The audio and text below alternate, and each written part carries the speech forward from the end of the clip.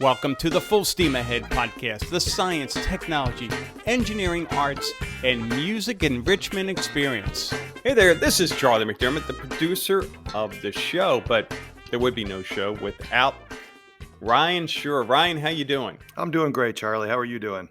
Doing terrific, except for I'm jealous. I mean, we talked before, you get to have fun, do cool things, play with kids, do experiments, make potatoes, generate electricity, or God knows what is going on there. Uh, I'm excited for you to be able to, one, share the awesome things that you've learned over the years. And we'll get into your background because that's a big part of why you're doing this and why you're so successful at what you do, both you and your wife. But let's start, Ryan, with one your background. You've got quite a following in Southwest Florida, but not all of your listeners right now know, and even ones that know you maybe don't know the full Ryan story. So let's start there. Fill us in. Yeah, absolutely. So, my wife and I both started out in education. We Yeah. were public school teachers. We taught down in Naples, and we did 7 years in the Collier County school systems, and we loved every minute of it. It was fantastic. But we reached kind of a point in our careers where we weren't sure what the next steps were going to be, and we weren't sure if we were going to be going into administration or just kind of riding it out for 30 years. And neither one of us really felt good about just riding it out because we were looking for something new. And so we kind of came to a point where like, well, what's missing from education? What can we do that combines our skill sets? And so around about 2014 we kind of had that aha moment. STEM was becoming really popular, STEAM was becoming really popular. And my background was gifted education, so I did gifted fourth and fifth grade math and science primarily, and my wife was a music teacher. So between the two of us, we were kind of like the STEAM dream team. And we had a lot of success early on in our careers, well, really throughout our public school careers. I ended up winning the Golden Apple Award in 2014, and she was a leader on the state education circuit, and with Music Ed, she helped write the state music curriculum or county music curriculum, state music assessments when they were sampling those Wow. out. And from that, we kind of said, all right, well, what can we do? What's the next step for us professionally, personally? And that Full Steam Ahead was born out of that. We combined our passions. I Yeah. love science. I love technology. She loved music. She loved art. And we were both, pretty good at teaching it. So Yeah. that's Full Steam Ahead was born out of our combined passions and skills, and it's really resonated with the kids we teach and the families we serve. Yeah. Yeah. Talk about a marriage made in heaven and a business marriage made. I mean, my lord, you guys really complement one another, and yeah, the residents, the kids benefit from all that. Yeah, you blew through a few things there. I want to back up because you're very modest in what you guys do. I had the opportunity to stop by and spend time with you, and I learned things that just blew me away. I mean, one, my lord, the curriculum you have. I mean, hundreds and hundreds and hundreds of lessons and lesson plans and all that knowledge that the time and experience you've put into all that. You mind just speaking to that a few moments? Yeah, absolutely. And when we first started in 2015, it was Hillary and I pretty much just doing what we knew how to do. But since then, 2016, 2017, we started surrounding ourselves with really great teachers, really Yeah, qualified people. We brought in a gentleman by the name of Dr. Damon Essert, who's a PhD in curriculum design and educational leadership. And with his help, we ended up with today we have 580-ish lesson plans, proprietary wow, lesson plans that we've created wow, in-house. Everything from art to music to Minecraft lessons, teaching kids about history and science through Minecraft, coding, robotics. So yeah, and we use those lessons, and we're constantly developing new ones too. That yeah, 580 is yeah, not a static number. It's constantly yep, growing. yep. And I bring that up because both Barb and myself, we have a teaching background. I went to Westchester University, become a health and PE teacher, Go Rams! Yeah. and yeah, yeah, yeah, and you're a Maryland grad, right? That's right. I grew up in South Jersey, so I grew up in Yeah, Cherry Hill, yeah. and I had a bunch of friends who ended up at Westchester University. So I know the organizations there well. But lesson plans are really important, and I bring that up because a lot of folks listening, obviously we can't be an experts in everything, and not everyone went through teaching, but I mean, you don't just show up and play with kids all day long. You know, you have to have that curriculum, whether you're a school teacher, in your case, what you guys do, and so that's really really important. But you also mentioned the golden apple. Fill us in on what that's all about. The Golden Apple is akin to the Teacher of the Year for Collier County. I think there's Mhm. like 3,300 teachers in Collier County, and every year they hand out a few Golden Apples. And I was lucky enough in 2014 to be one of those selected for it. And the organization that puts it together, Champions for Learning, is really an amazing organization.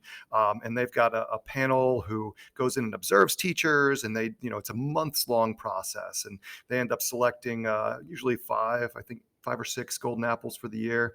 And it's based off of innovation, based off of leadership, based off of, I actually, interestingly enough, I won it I created a debate curriculum for fourth graders. So I had a gifted fourth grade class. And Really? yeah, so I designed debates because we were doing, a lot of writing, a lot of reading, even though I was primarily math and science. And so I thought debate was a great idea to kind of flex their intellectual problem solving, critical thinking Mhm. muscles. And it was awesome. I mean, there's some videos floating around back there of these fourth graders having these real world debates about real world issues. It Wow. was really cool. It was really enjoyable. Now, did you get any complaints from parents who like they could no longer tell their child to do something without a debate, or yeah, just kidding. That well, it's funny. Clean your room. No, well, let's talk about this because I joked with parents about that all the time because they would tell me, yeah, it's like yeah, my kid now has these like logical, rational arguments with me, and I don't know what to do. I don't know what to say. So we were creating kind of poised Uh, arguments that are well thought out, and it was pretty funny to see. It was amazing. So. yeah, but there's so many things that we learn in school that set us up for future success, and certainly with what you guys do. And the debate brings back memories of one of my best buddies who, man, I now his brother was an attorney, so maybe this was part of it. If I got into a debate with him, I quickly learned just kill it, just don't even engage because he would just destroy me. Yeah, So, and it's absolutely a skill set, and it's a skill set yeah. that can be learned. And my wife does not like that I have that skill, but she's picked up a lot of tips and tricks along the way too. So we're pretty Yeah, evenly matched now. So. yeah. Oh, that's good. That's good. So you mentioned STEAM, you mentioned STEM. Fill us in. Yeah, so STEM has been around, for a while now. But mid 2000s, it really started getting popular. It was a buzzword. Education's all about the buzzwords, the acronyms, and Mhm. if you don't have an acronym, is it really real? But so STEM stands for science, technology, engineering, and math. And quickly people realize that, well, hey, there's a huge overlap between what happens in the art world and what happens in the STEM Mhm. world. And so that STEAM acronym was thrown out there, and I don't know who to give credit to for that. And we certainly didn't invent STEAM, but that was kind of a guiding principle for us: was how can we combine, the problem solving, the technology, the creative thinking, and the analytical thinking, and it. When once we started developing those lessons, once we started developing those curriculum, there were so many natural fits between combining technology and art, or combining music and science, and it became obvious to us pretty much right away that, okay, this is going to work. We're not going to Mhm. stop at like 3 or 4 ideas here. We're going to have hundreds and hundreds that are going to marry the STEM and the art worlds pretty nicely here. So Yeah. that's where the name Full Steam Ahead comes from, of course. In our version of STEAM, our variation, we do science, technology, engineering, art, and music. And not that we're sliding math, of course, but music plays a pretty central role. So. Yeah. And it isn't music, and I'm far from an expert. Is it kind of math and music in a lot of ways one and the same? I mean, Absolutely. Yeah. I mean, yeah. there's Yeah. it's the overlap between, well, and, you could say the same thing about engineering and art and math and Yeah. music. There's Yeah. so many overlaps in Yeah. the skills needed to be good at those kinds of things, and the thinking skills that you develop while practicing those things. And in my mind, those are the skills that kids really need. those are the skills that we're really trying to give the students that come through our doors, because those are the ones that no matter what they end up doing, those skills will carry them. We really focus on self-guided learning. We focus on idea generation, perseverance, fearless problem solving. Those are the four things that we really, through everything we do, those are the skills we really hope the kids Mm, leave with. Because if they can develop those four things, if they can get strong there, then it doesn't matter where they end up, because they're going to have the thinking skills to be able to, get to where they want to get. yeah. I'll tell you, I'm just thinking, uh, transforming myself back as a kid and sitting in the classroom at, right now we're recording this at 10:15, and knowing that, like, oh my God, I can't wait to get to your place at whatever time the kids arrive, 2:30 or 3 o'clock in the afternoon, because today we're going to do this experiment. Or like, do the kids know sometimes what's going to happen tomorrow or next week? Do you tease them at all, or do they show up and you surprise them with today's activities? How does that work? Oh, absolutely. Yeah. They love to know what's going on ahead of time. Yeah. Sometimes we do like to surprise them because we do some, big projects. We'll launch rockets that, go a few hundred Oh man. yards, and we'll do big Minecraft projects, which are always really popular. And so we Yeah. do tease them a bit, but for the most part, Yeah. they know what to expect and what's coming. Yeah. And they're that, to what you said, that's the biggest compliment we get, is when a kid is excited to be here. They Yeah. get here after school, they're sitting down for, 6, 7, 8 hours a day, Mm, and then they get here and they want to continue learning. And yeah. I don't, tough to put a percentage on it, but I'd say 85% of kids, when parents come to pick them up at 5:30, 6 o'clock from our after school program, they don't want to leave. They want to keep, Yeah. playing. And, they see it as play, but it's very much, they're doing some incredibly real learning, So Yeah. the environment we've set up, it's really conducive to, developing those thinking skills, like I said, but also doing it in a way it's just fun. And, you Yeah. led with that. And it's fun for the kids, it's fun for the teachers. And there's a lot of research going back that says play is the best way to learn, and we've kind of turned that into a STEAM principle for us. Yeah. That's we want the kids to have fun. If no kids are required to be here, so if they don't like being here, chances are they're not going to be here. Yeah. Well, yeah, and again, you hit so many hot buttons for me personally, and our kids aren't young anymore. In fact, our one is going to have his first child. But I was talking with a parent in an earlier podcast that we did, and he's got his daughter is, I think, in third or fourth grade, and he was just talking about the difference today versus years ago, and how disengaged kids are. They're into their phones. I mean, they come home from school, and what are they doing?